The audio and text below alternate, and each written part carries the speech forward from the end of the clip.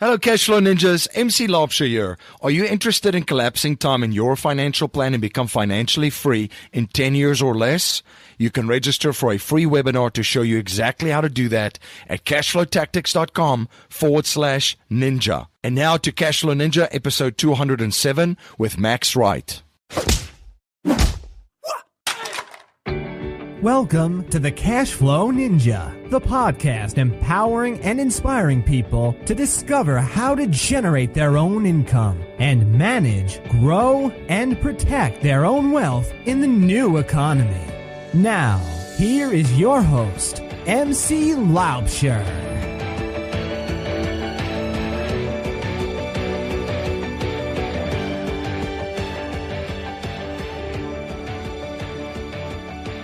Hello, Cashflow Ninjas. MC Laubscher here, and welcome to another episode of the Cashflow Ninja. I have a great show for you today, and in today's show, we're going to look at how to position yourself to profit during the next financial crisis. My guest in this episode is Max Wright. Max is an entrepreneur, investor, educator, consultant, and business owner in a number of different niches. Max has made a number of prophetic investment predictions, including the advice to buy Bitcoin when it was only $11. Not a bad prediction and call right there by Max. He recently released another exciting and controversial prediction about cash flow investments, so I've asked him to come on the show to set the record straight. Max and I will be covering a lot of different topics and concepts in this interview, and he's also hosting a webinar for Cashflow Ninja listeners to show you exactly how to position yourself to profit during the next financial crisis. You can access that webinar at www.successcouncil.com/Cashflow Ninja or at cashflowninja.com/Success Council. Please share your feedback and thoughts on today's interview. You can let me know your thoughts on Twitter by tweeting me at MC Laubscher or by email at info@cashflowninja.com. And please remember to join our mailing list by signing up at cashflowninja.com or texting Cashflow Ninja, one word, to 44222. To ensure you never miss one of our episodes, you can also download our free interactive smartphone apps on the Apple and Google Play app stores. I've created a Cashflow Ninja investment group where I share opportunities that I'm investing in with my fellow investors. If you're interested in joining this group, please email me at info@cashflowninja.com and we will continue the conversation to see if you're a good fit for our group. My friend Dave Zook says you can be conventional or you can be wealthy, but you need to pick one. At The Real Asset Investor, Dave and his company create value for investors looking for higher yield returns from real estate ventures, domestically and internationally. To learn more about the exciting investment opportunities The Real Asset Investor offers, such as the syndication opportunity at Mahogany Bay Village in Belize, or investment opportunities in the multifamily space in the U.S., visit cashflowninja.com/real asset investor. Gelt Inc. is a multifamily syndicator which has acquired over 6,700 apartment units valued at over $1 billion through a private equity syndication model. Gelt provides its investors with significant cash-on-cash returns while maintaining and enhancing equity invested for the long term. You can reach out to Josh Satin at josh@geltinc.com to learn more. Have you read Rich Dad Poor Dad? Are you interested in real estate investing and don't know where to start and how to get the results you want? For valuable information to get you started, visit JoinOps Properties at joinopsproperties.com. If you want to create an income stream of 8% on your cash or money in your self-directed IRAs within 90 days in real estate without finding the property, fixing it up, finding a tenant, and all the other management headaches, you have to watch the private lending presentation at cashflowninja.com/private lending. The wealthiest investors on the planet know how to capture their wealth and leverage it to perpetually grow it.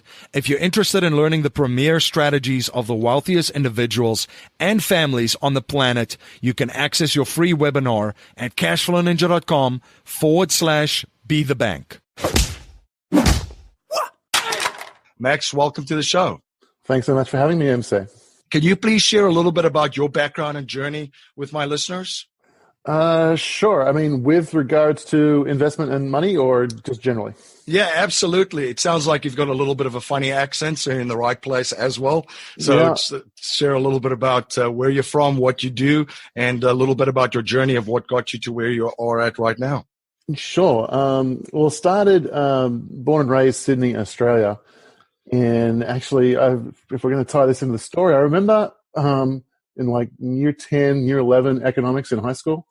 I remember asking my economics teachers and saying, if everybody empties their pockets and count up all the money in existence right now, and if we do that hypothetically, 50 years ago, 100 years ago, there'd be more money now than then. So, Mr. Economics teacher, how does the money enter the system? And my economics teacher couldn't answer it in high school. I went and asked the head of the economics department in high school. They couldn't answer it. And I was in high school. I got distracted with sport and girls and other things, and I forgot. Years later, the internet comes around, and one of the very first things I ever download on the internet is an MP3 by G. Edward Griffin, author of The Creature from Jekyll Island. You probably know it. There's this question, which I didn't know was kind of like a passion for me. I didn't even know, like, way back as a high school student. And so that's kind of a little bit of a start on my journey on why I got so fascinated and interested in economics and cycles and all those kinds of things. So that's that. Anyway, graduated an engineering degree, never used it. Started my own business. I went to corporate land for like 6 months, hated it, left there, got addicted to starting my own businesses. It sounds like if you knew me at the time, but you'd think I got addicted to starting and failing businesses because I did a lot of both. And but eventually I had one that broke through and was quite successful. Ended up moving to America, I beg your pardon. And things just kind of took off. I got involved in having my marketing skills and my digital skills, and then combine that with my economic skills. When I first heard about Bitcoin, that had made so much sense. I was a gold bug before that, and still am to a degree. I'm not negative on gold or silver in any way, shape, or form. And so that's kind of how I got down that path there. Yeah, and what I like too, Max, is you take a little bit of philosophy and you bring in the economic side with it, with a little bit of history, and then market cycles, as you mentioned. And that's one thing that I appreciate about the content that you put out as well, because everybody kind of has got a niche, and you've touched a little bit on gold, real estate is some of the projects that you're involved with. Bitcoin, you're a very big voice in that space, talking about what's going on there. So I'm looking forward to jumping in to that discussion with you. Where do you see what's first of all, what's going on in the marketplace right now, and where are we with economic cycles? Because we're living in a very, very interesting time with a lot of things happening at the same time. 100%. And there is lots of fun things going on, interesting things going on. With regards to cycles, I'm not sure if you've heard this data point before, but in the history of the United States, there has been 47 booms and busts, economic expansions and contractions. And right now we are in the third longest. History tells us they're generally between 4 to 7 years old. This one's pushing it longer than that. It's the third longest. I think in like 2 months it becomes the second longest. Not too long after that, it's going to become the longest. And these things happen in cycles, and we know that there's going to be a pullback. Now, a much longer conversation, is it going to be a little one or a big one or whatever? It's going to be a pretty decent sized bear market, I believe. And I think it's probably going to be a pretty severe one. I can go into those reasons, but that gets to be a pretty long conversation if you want to go down that path. But nonetheless, the strategies don't really change if it's a little pullback or if it's a big pullback. You want to kind of position yourself. And I am a cash flow nut. I love it. It's like my number one metric on any investment I do. And the metric I use is my cash on cash flow. It's a weird metric. It's like if I put in $50,000, right? That's my deposit. I might borrow some money or whatever, blah, blah, blah. But the amount of cash, every single penny that I stick into it, that's one number. The other ratio I took in is what is the annual returns per year after all of my expenses, including finance costs, including the mortgage costs, including everything. What is that? And that ratio gives me a percentage of what is my cash on cash flow return. And right now, and typically just before the crash, it's a really, really terrible number. It's a low number. It's a horrible number.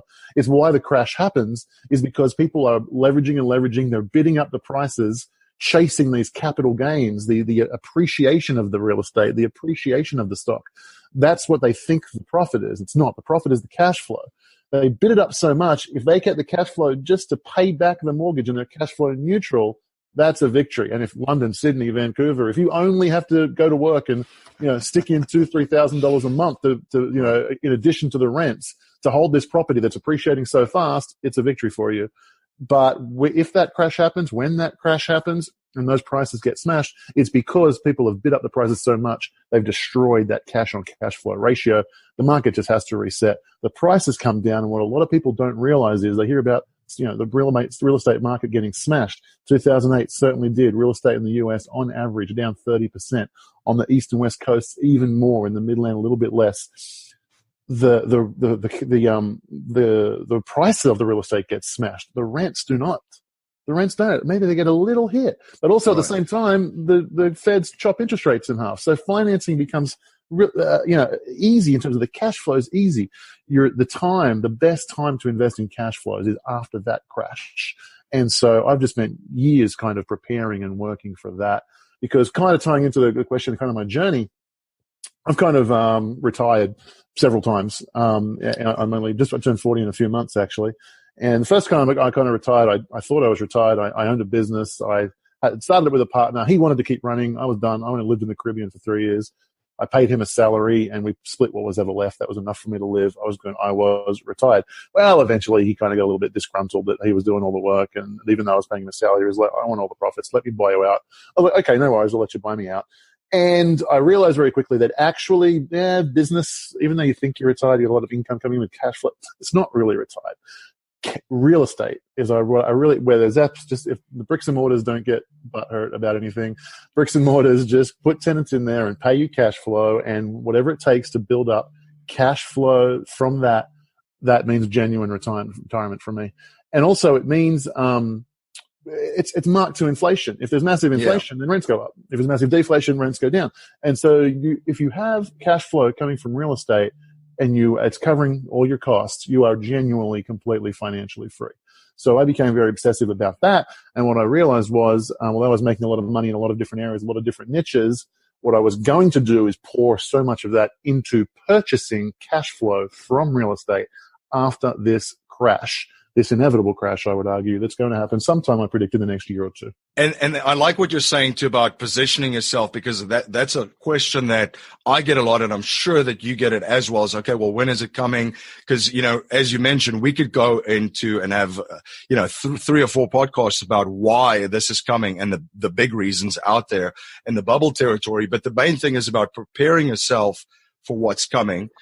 Jim Rogers, I've had the honor to have him on the show as well, and he was talking about it too, saying, I'm the worst market timer ever, but I can see things down the line, and I just position myself as you're talking about. And then when it does come, he was 10 years early, but he positioned for it and he saw it coming. What are some of the practical steps that you're taking? Because obviously there's asset classes that will get severely damaged. And obviously we're looking at places to preserve the capital during this to employ it. What are some of the things that you're doing, Max? So that, even right there, you just mentioned asset classes. That is kind of step one. A lot of beginner investors, they might invest a lot of time and energy in learning a niche, understanding a niche. That's a fantastic thing to do. You should do that. Right. But what you'll find is then you become passionate about that niche, and it's like, well, how can I? But you really want to learn, if you want to swim with the tide forever, if in any given asset class, some months you're swimming with the tide, some months you're swimming against the tide. And if you can learn and increase your knowledge, understanding about when tides are changing between asset classes and jump between them, you can kind of learn to swim with the current forever.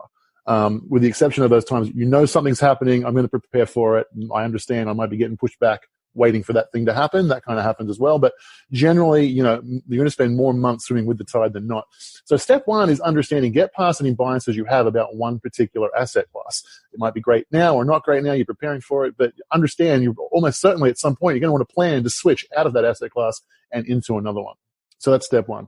With that in mind, real estate all-time high, stocks all-time high. My personal opinion, not the best time to get into either of those two things. I'm going to wait for those things to crash, and then I'm going to jump into those things. That'll be a great time to do that then. So right now, I'm looking at what's the value buy, and sadly, as big a cash flow freak as I am, right now, because the reason the bubble forms in those assets is the cash flow funds very highly leveraged investments and creates bubbles. It's actually the things without cash flow that are looking like good safe havens now. And the analogy is just sit on the sidelines, let the crash happen, jump in, buy the cash flow assets. So right now it's the non-cash flow assets, which are, to me, the good value buy. I think, US dollars is cash. Just sit on the sidelines, wait for the thing to crash. So cash is a great thing to do right now. Precious metals, I think, is going to get hit a little bit, but relative to stocks and real estate markets, they're not going to get hit too bad. And maybe even if it's a full-on collapse, we might see them explode in value. But either way, they're a good place to sit on the sideline. And then, of course, cryptocurrencies. I'm extremely excited by that. It is, the most ridiculously volatile asset class I've ever been involved in. Massive swings on a daily basis. So for the preservation of your sanity, I only suggest you play in the world of cryptocurrency with money you can afford to lose, because you will be tested. After you buy it down 50%. What happened? That's not fair. Right. That kind of stuff's going to happen. So only invest with money you can afford to lose, and you just put it away, lock it away, put it in cold storage for safety, and just sit back on that. And I think you'll be very, very, I think it would be unlikely, in my opinion, without any guarantees being made, that you would be losing money if you just let 1 or 2 years later. Next week, different story. 1 or 2 years later, I think you're going to be looking pretty good. Right. And where we're at right now, I mean, looking at Bitcoin, oh my goodness. And there's a lot of things happening in Bitcoin. It's kind of funny how certain events played out. Just in the 1 week, we had Jamie Dimon coming out saying how Bitcoin is a Ponzi scheme.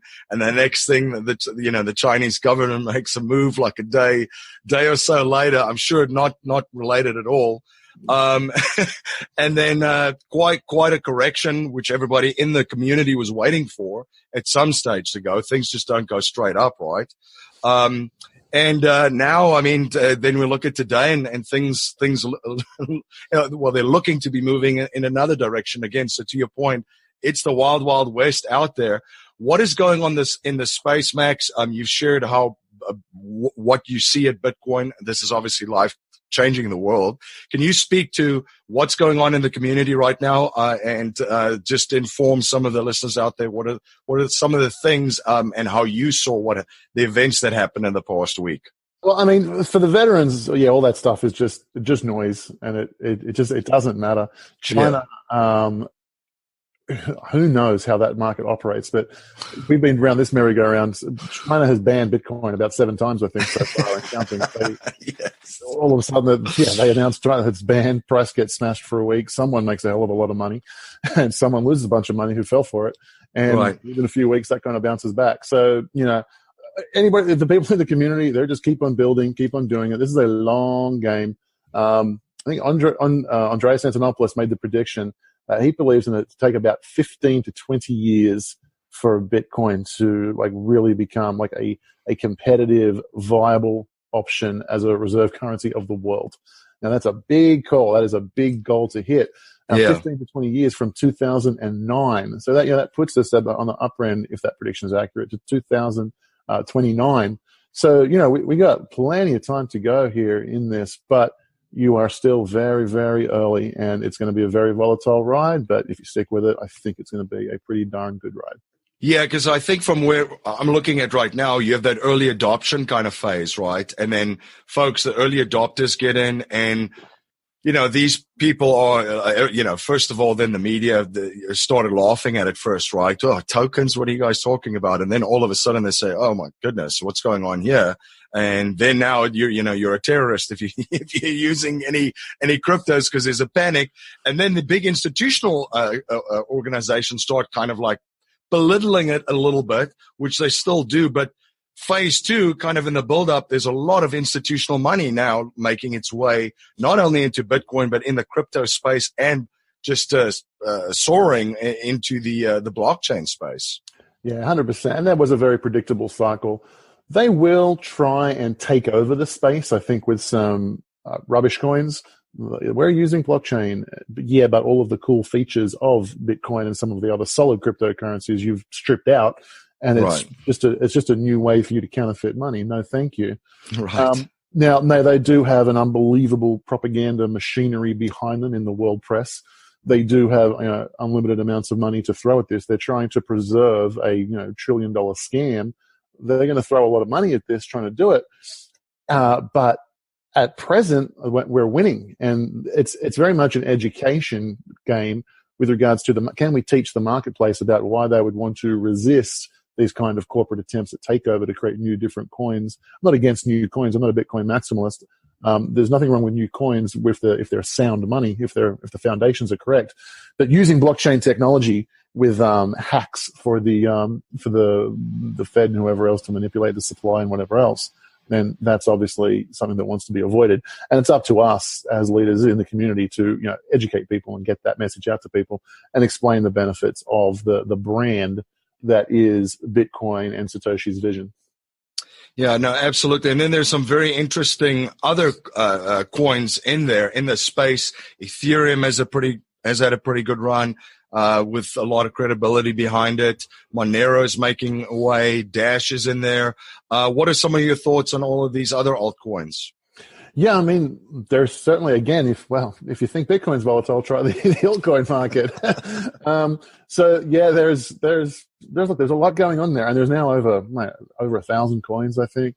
I definitely can't monitor all of them and speak to all of them. So right, you want to kind of pay attention. I like to follow certain players. So Vitalik Buterin is one of the geniuses of the space, a savant, some would say, which I tend to agree.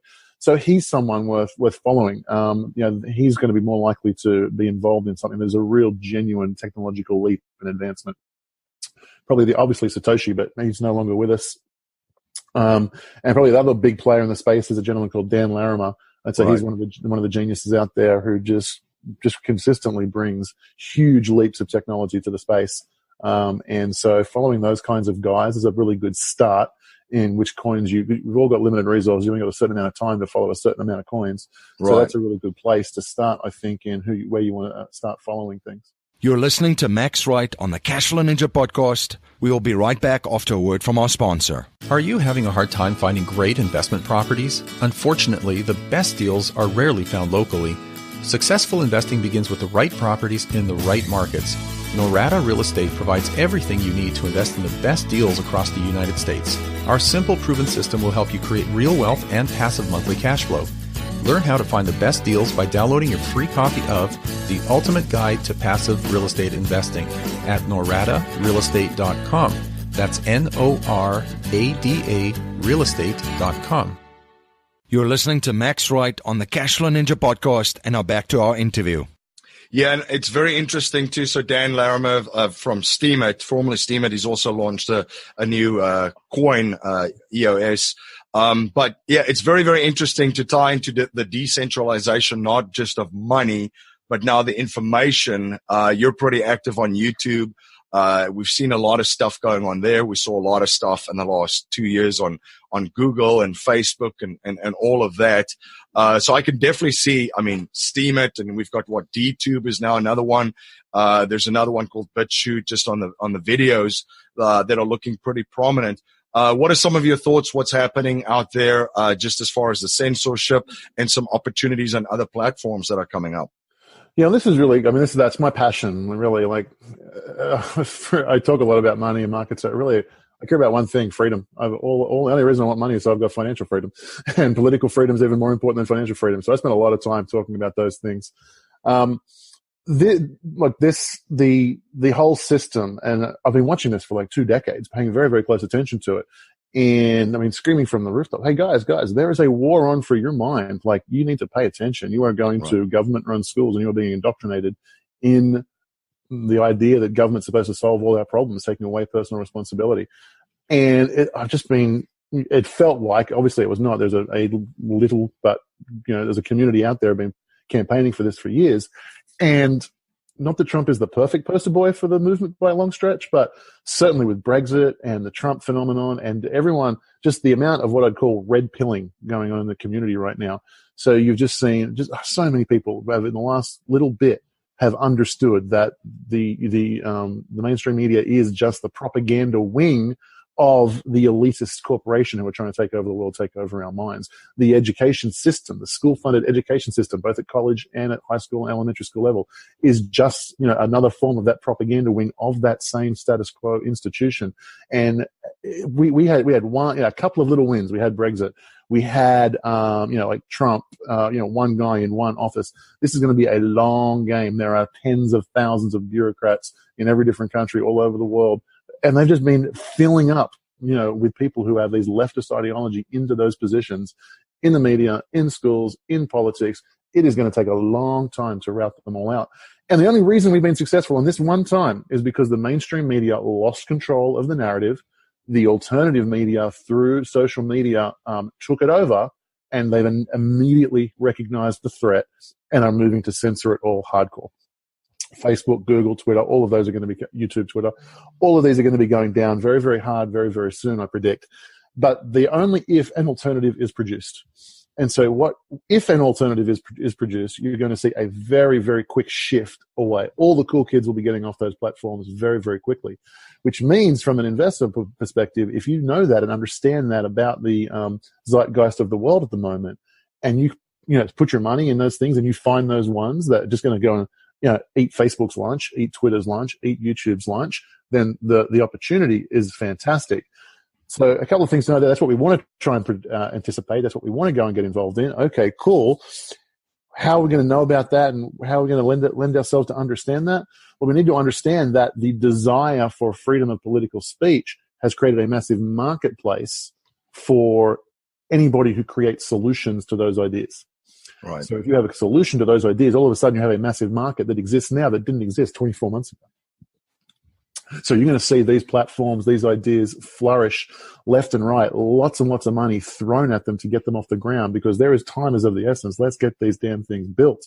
How can we have censorship-free social media? And you're going to see those platforms being built. You're going to see a lot of them competing against each other, and it'll come down to technology and marketing, like it always does. If you have to put your money on one, put it on marketing over technology, and that is probably going to be where a lot of these people are going to flow to for their for that uncensored information.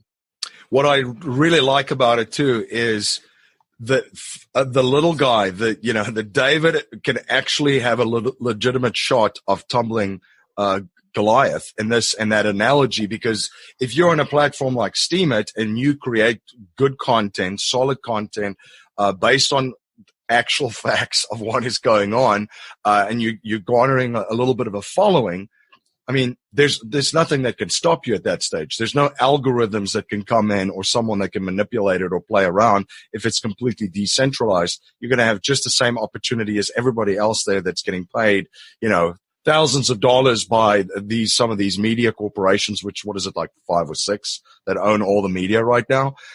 Anyway, but you're going to be able to compete directly with them and eat their lunch on these platforms. So it's going to open up. I mean, that's why I'm very, very excited and optimistic about it, because the opportunities that are going to that we're going to be presented with in these spaces is just phenomenal. Yeah, it is. So keeping your eye on that and keeping your feelers out there, trying to catch, like you said, you mentioned a lot of them. And what a great thing. Like a few years ago, we didn't have a choice of one. Right. Now we've got several new things fighting to be the best, the alternatives to Facebook, Twitter, YouTube. So it's exciting. I know it's going to happen. It's going to happen fast. Which platform is going to win? That's obviously remains to be seen. Maybe it hasn't even started yet, but we'll have to keep a close eye on it, because it's an exciting time. And it's what I'll also say is it's an absolutely necessary to our survival. Absolutely. Like, we can't let them control the narrative any longer. The death, the destruction, the poverty that it causes is just through the roof, and it has to be annihilated with incredible haste. And that's something that I'm looking at right now. And from a philosophical standpoint, just looking at what's going on in the world, you've mentioned the media and how it's so controlled. I mean, every day North Korea is going to bomb us at some stage, or the terrorist underneath my bed's going to get me, or something else is going on. Within society, I have to say, like Max, it's been very interesting for me personally, being from South Africa, to witness this. It's kind of really, really scary. But the divide, obviously, that happened in our society, neighbor against neighbor, basically, in the United States with the last election, I think that the whole propaganda, I've kind of seen a shift. I've always seen that there was kind of like a class warfare that was promoted, the haves and the have-nots, and that didn't necessarily work for many reasons too. I mean, that's another podcast. And the guy in the middle really saw what the dangers were and experienced it in the United States, and obviously voted one way against that. Now that kind of like has taken kind of a stall, I've kind of seen now it's kind of like the victor versus the oppressor kind of mentality that's been pushed and pushed and pushed, because the class war that they were hoping for, still trying really hard for it, but not as successful especially in the millennials with this whole victim and oppressor, which ties into, everybody's a victim. Everybody, is victimized in some way. And there's a big bad wolf out there, and there's a lot of finger pointing going on. What are some of the things that you've seen in the country, looking in from the outside, and not just in the U.S., for the world, really, because it's Western Europe. This is basically the same ideas. What is some of your take on that? Yeah, so you nailed the analysis there. I think it's worthwhile talking about the steps and the psychological control over what happened to that generation. Because if you understand how they did that, it's an immunity to yourself. It's like a vaccine. You can't get the disease if you have it. But also you're going to be empowered to help other people out of the fog of insanity. So the stepping stones for that step one was convince them to a very noble idea that racism and bigotry is the most evil thing ever. And judging, given that we all have a background, we all have an ancestral background, we all have a color, and we have a culture we belong to, we have a gender, we have everything. Given we have all of these things, every time you open your mouth, every time you make a judgment on anything else, you can't possibly hide all those biases. So having any opinion on anything else is basically just bigotry before you even start. So whatever you do, if you want to be a good person, if you want to be a moral person, don't pass any judgments on anything at any time, no matter what. Now, once you subscribe to that, it's a reasonable idea on first glance. Once you subscribe to that, all of a sudden, if you stop discriminating, including in the sense of she is a discriminating shopper, meaning she chooses the best of the available options to her at the shops. If you don't discriminate on any basis at all, then there's nothing to say what's good or what's bad. Meaning, if I can look at a country which doesn't educate women, outlaws women getting educated, and I can't say that's a bad system. Like, the reason they're herding goats, in the 21st century for $50 a month, and Western world's living in skyscrapers and average income is $2,000 or $3,000 a month. Well, maybe it's because the people who raise their children are not educated, or maybe I can track that back. I'd say that idea leads to a really bad outcome. This idea that you should educate women leads to a really good outcome. Let's make a judgment on that and say we reject that and move in this direction. If you commit to not having any bigotry, if you commit to not having any discrimination against that idea, not against the people, not against the color, not against anything, but about the idea. If you can't discriminate against the idea, then you get yourself in a very tough situation where how do you explain the reality, right? Why are they herding goats for $50 a month and we living on $3,000 a month? Once you take away all the good reasons, all of the reasons that anybody with any common sense can see, and you dare not speak them, well, now there is only one reason left. This person must have oppressed that person. Their success is all the evidence I need to say they must be oppressors, because I can't say that their culture, their ideas, the concepts they hold in their heart and their mind are better than the alternative. I can't say that. So their success is proof positive that they're oppressors. And their failure, because I can't judge them and says their ideas are shit, because I can't judge them and I can't say that, I must conclude that they must have been oppressed. And now you fall into a horrific mindset where you are making judgment and making excuses for terrible ideas, and those bad ideas are allowed to foster, and you're punishing any good ideas. And it gets much, much worse than that, because now what you want to do is right the wrong. There's an oppressor, there's a victim. I want to be a good human. I want to fix it. I'm going to go and tear down the obvious oppressor and build up and give money to and cut my own wrists to help this person with horrific ideas that lead to terrible outcomes. Let's lift those ideas up and elevate them as virtue and wonderful and celebrate them. And that is the cancer, the mind cancer that has taken over a good chunk of the millennial generation. It's very, very sad to see. Yeah, and I think it kind of like separates the correlation between the ideas and your actions and then the outcomes. Because, at that stage, you don't want to look at the actions, because we can't judge and make a determination on why your actions and your thinking is horrible. So now there's two different sets of outcomes for people. And as you mentioned, then the people with more favorable outcomes and more successful outcomes, those are the people taking the bear of the brunt at that stage. 100%. And you set up an incredibly perverse incentive, whereby if it used to be, if you see someone if you wanted to be a great relationship, well, you have a great relationship, great. Well, what can I learn from you? Now it becomes, you have a good relationship, they have a bad relationship, you must have oppressed them. What? That doesn't make sense. Oh, I want to be wealthy, you're wealthy, what can I learn from you? Oh, you're wealthy, they're not wealthy, you must be evil, you must be good. I'm going to go and cuddle with the people who have terrible ideas that lead to poverty. Makes no sense. It's an absolute cancer within society that has to be eradicated. The mainstream media is supporting it. The establishment, the status quo, the political parties of all sides are supporting it. The alternative media and the regular average person in the street is pulling it down at a rate of knots that is absolutely beautiful to see, but several decades overdue. And there's going to be a lot of healing. But that's the big divide. Going back to the original question, what is the divide? There's just two different realities. Your success, your happiness, your everything that I used to look at and say, I want to be just like that. Now I view that as evil. That's an alternative reality, an absolute alternative universe. And I have to tear down that which is good and great, and I have to build up that which is crap. Terrible idea.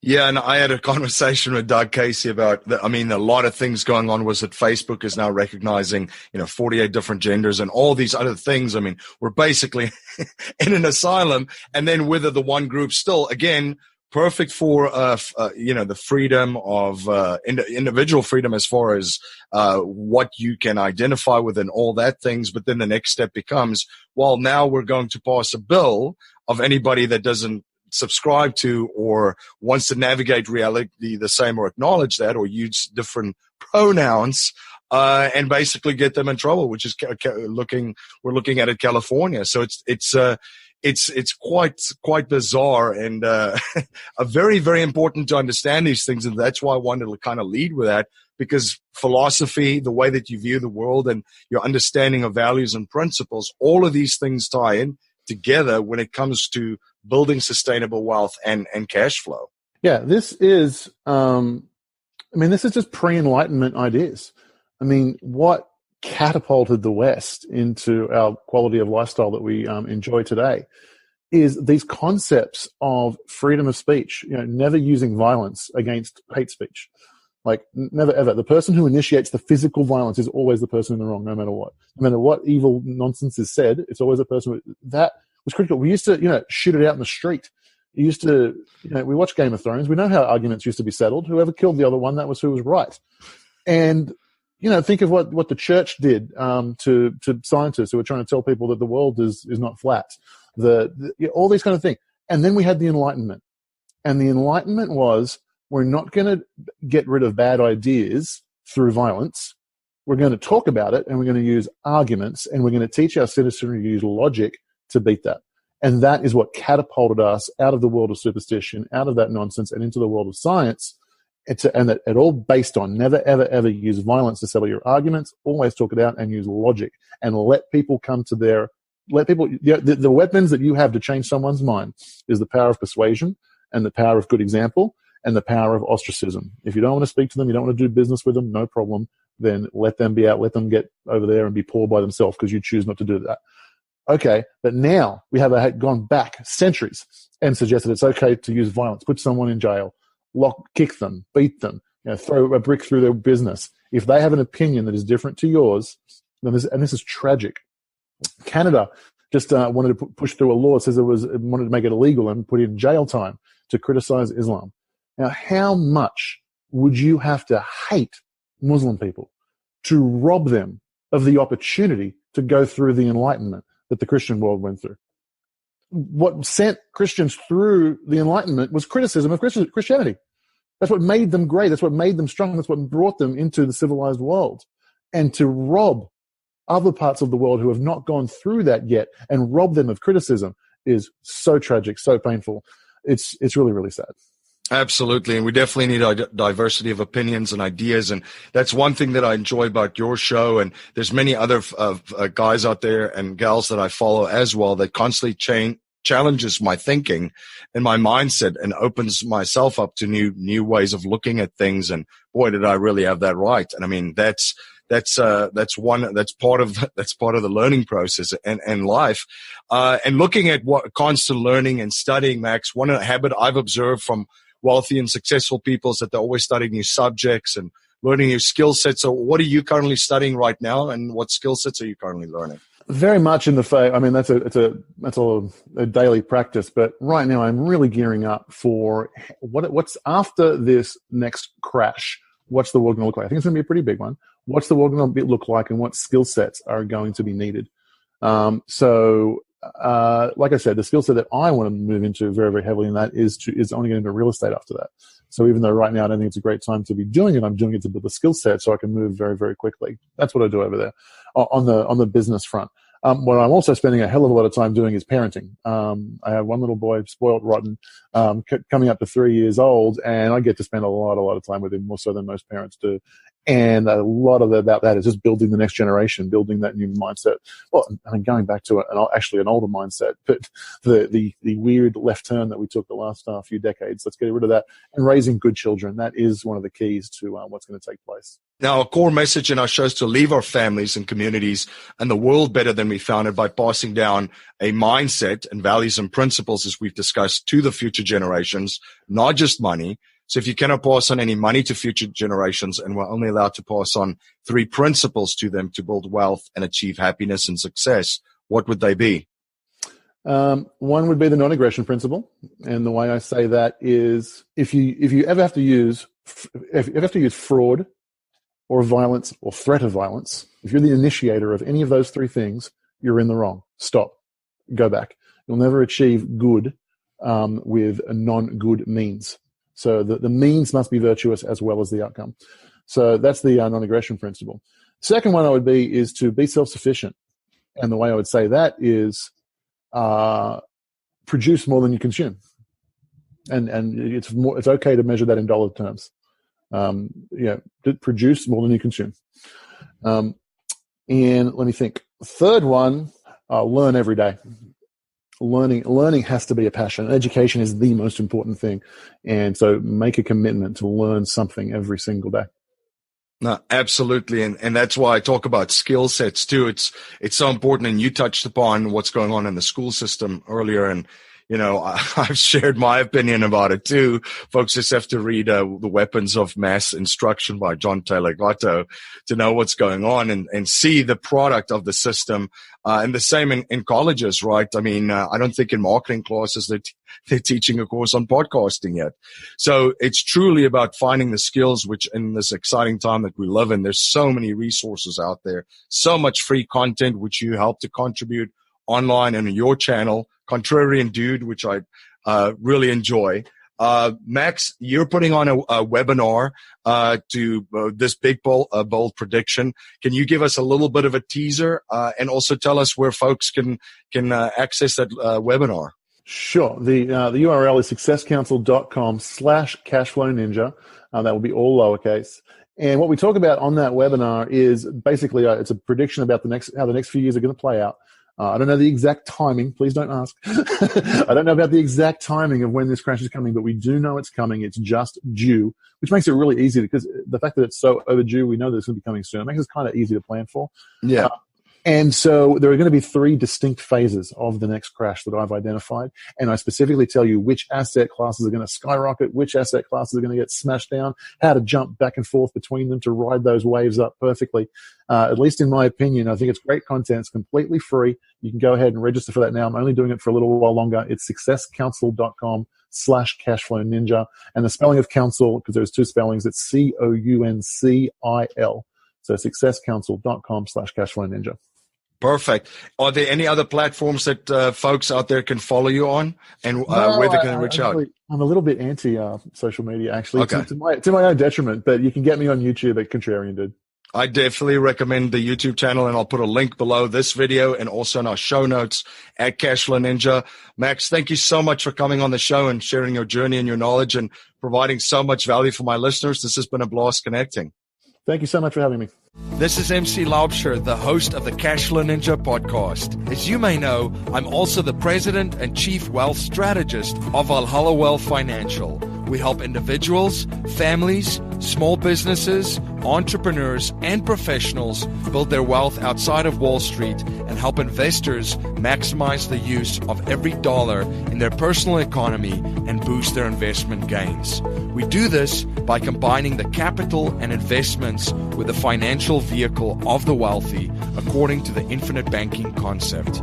If you're interested to learn more about privatized banking and the infinite banking concept, you can access an exclusive webinar at cashflowninja.com/be the bank. Thank you for joining my guest, Max Wright, and myself on the Cashflow Ninja today. Many listeners have taken action and received a personalized game plan of how to collapse time in their financial plan and become financially free in 10 years or less.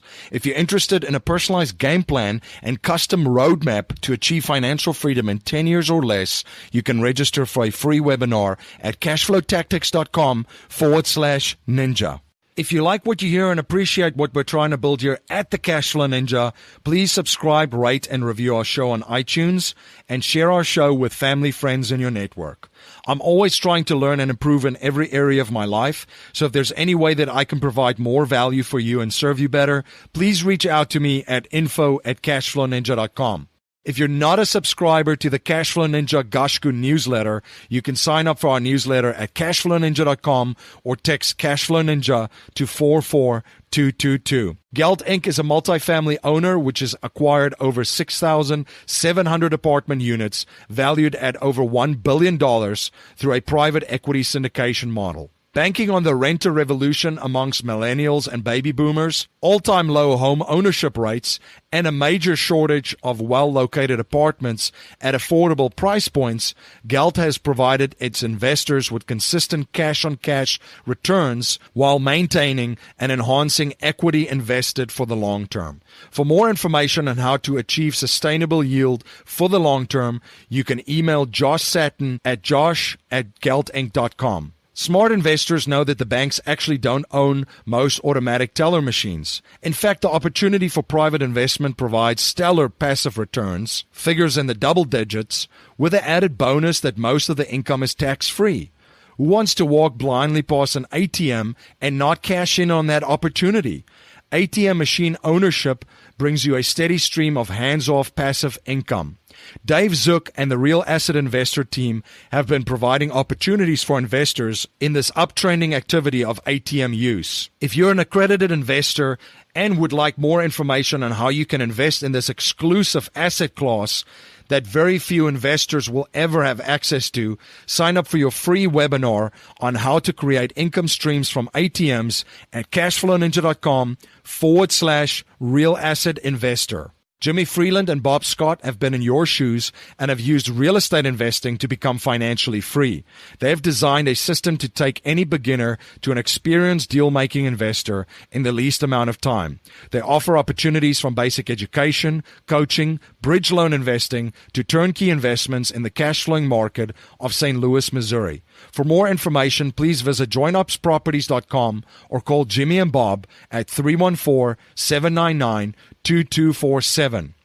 If you want to create an income stream of 8% on your cash or money in your self-directed IRA within 90 days in real estate without finding the property, fixing it up, finding a tenant, and all the other management headaches that comes along with it, you have to watch the private lending presentation at cashflowninja.com/private lending. The wealthiest investors on the planet know how to capture their wealth and leverage it to perpetually grow it. If you're interested in learning in the premier strategies of the wealthiest individuals and families on the planet, you can access your free webinar at cashflowninja.com/be the bank. That's our show for today, everyone. Until next time, live a life of passion and purpose on your terms.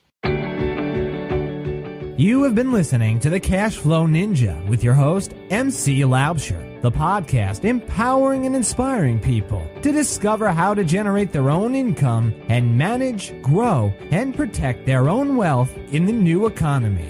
Today's show notes and resources are available on our website, cashflowninja.com. This presentation is for educational and informational purposes only. The information being presented and considered does not consider your particular financial objectives or situation, and it does not make personalized recommendations. This material is not intended to replace the advice of a qualified tax and legal advisor or other qualified professionals, and you should not use the information in place of a customized consultation with a licensed professional regarding your specific personal financial objective, situation, and needs. We believe the information provided is reliable, but we do not guarantee its accuracy, timeliness, or completeness.